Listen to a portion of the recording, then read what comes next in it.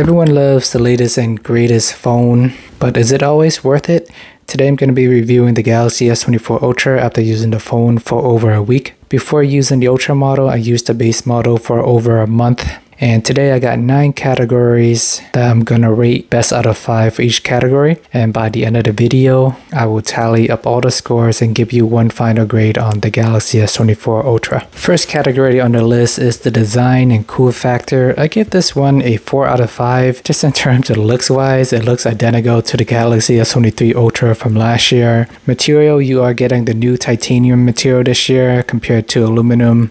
I mean, if you didn't tell me it was titanium, I probably wouldn't even know. And you would think titanium will be lighter because when iPhone 15 Pro Max came out, they advertised titanium everywhere. And when I used the Pro Max, that phone actually feels significantly lighter compared to Galaxy S24 Ultra. The Ultra comes in at 232 gram. iPhone 15 Pro Max is 221 gram. It doesn't really sound like that much on paper, but when you use it on a day-to-day basis, one-handed use, taking your phone in and out of your pocket, laying in bed and holding the phone over your head, having a lighter phone does add up over time. The Galaxy S24 Ultra also have armored Gorilla Glass, which is new. The previous year it had Gorilla Victus Glass 2, and even the base model has the Victus 2. So if you want the best of the best Gorilla Glass armored, you gotta get the Ultra model. And the biggest difference is it is more scratch resistant. So I had the base model for over a month and just using it normally, taking it in and out of my pocket. Sometimes it scratches against my keys or another phone. The front of the screen is scratched, so I would recommend using a screen protector if you get the base model.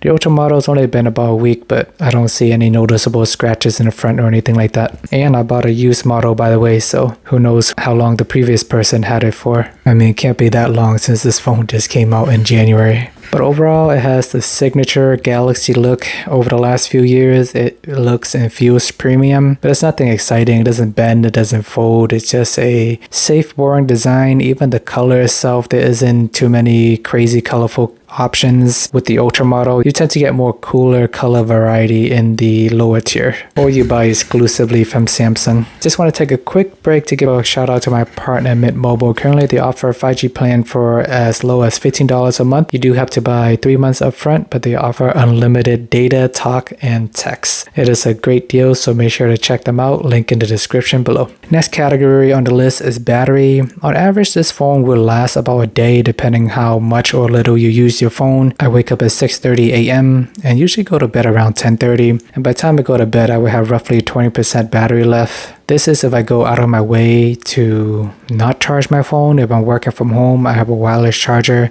so I can just leave it on there all day and it'll be 100%. But if I'm out and about running on the weekend, doing a lot of chores, I mean, it will last me through a day. If I'm driving around and I have Android Auto on, I can just connect the cable in my car just so I can have Android Auto running. If not, I can use wireless Android Auto, which I also have equipped in my car. But wireless Android Auto will usually drain more battery. So in general, it'll last a day. I feel like when I do these battery tests, sometimes I have to force myself not to charge my phone even when it's convenient to do so. But it is not the best battery that it can be. There's definitely still room for improvement. When I had the iPhone 15 Pro Max, I feel like I can use that phone comfortably for about a day and a half versus the S24 Ultra. It is closer to the 1 day range, maybe slightly less. I don't usually focus too much on screen on time because I don't normally have my phone on for more than 8 or 10 hours a day. I'm not sitting there playing games all day long or watching YouTube videos all day long. I do have YouTube videos playing in the background, but it's just the speakers playing. My screen is usually off, so I'm gonna get 0 screen on time, but the battery is still draining. So I like to focus more on the overall battery life when I do battery comparisons. But regardless, on a normal day, this phone, I feel confident it's gonna last me through the day.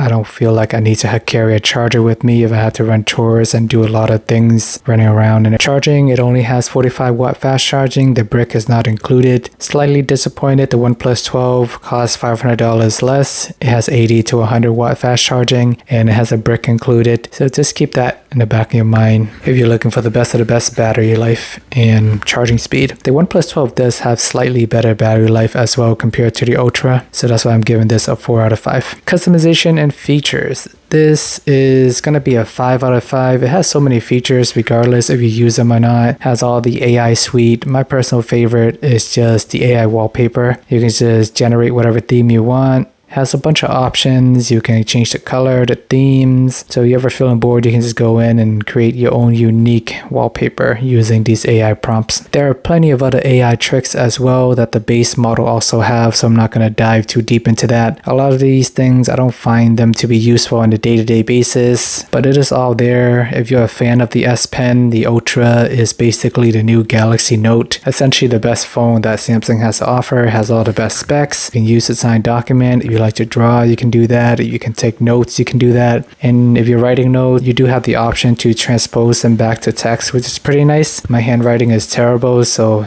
Samsung usually can't recognize my handwriting. I mean, I can't recognize my own handwriting sometimes either, so I don't blame them. And it has so many other random features that has been around over the last 4 to 5 years. Samsung DeX, you can connect it to a monitor and use it as a computer. I personally already have a computer and a 3-monitor setup, so I hardly ever need to use Samsung DeX. But it's a luxury to have, and you can't really take it for granted because the Galaxy Z Flip series does not have DeX for whatever reasons, but the $800 Galaxy S24 have it. The $1,000 Galaxy Z Flip series doesn't have it. iPhone doesn't have a desktop mode like Samsung DeX, so if you are considering between Apple or Android, these are some of the differentiator. But I think they are all nice features. They're good to have.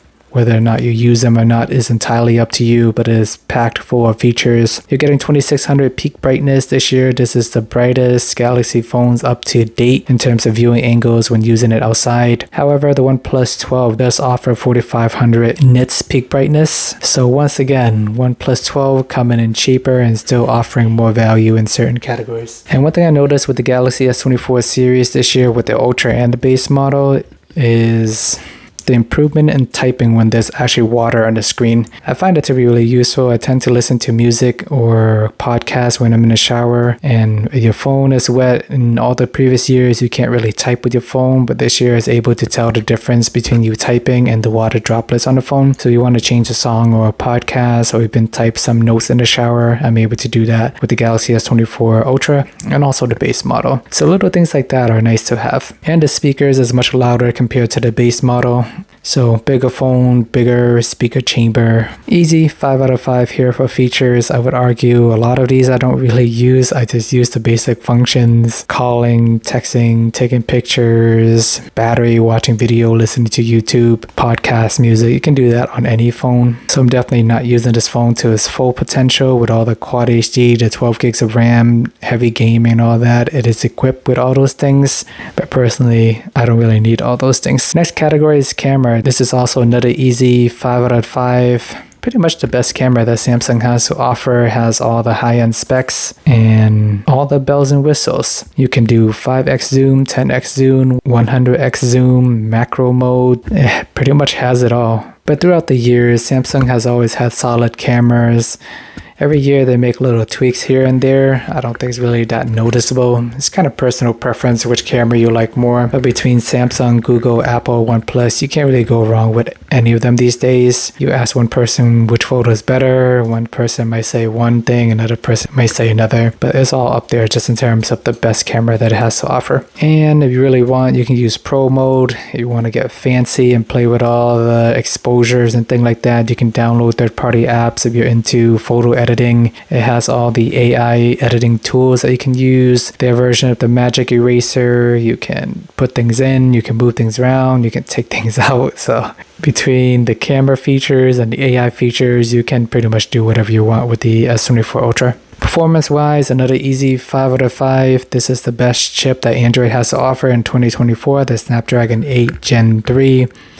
So everything is fast, smooth. Android Auto works. It has the 12 gigs of RAM compared to the 8 gigs of the base model. Other than that, when using this phone, no stutter, no lag, no random restarts or anything like that. Just overall a very solid, powerful phone, and the best of the best that you can get in terms of Samsung flagship. Even better than the Fold series. The Fold series costs more just because it's unique. It bends, it folds, it can turn to a bigger screen. But performance, features wise, Ultra has the the best of the best.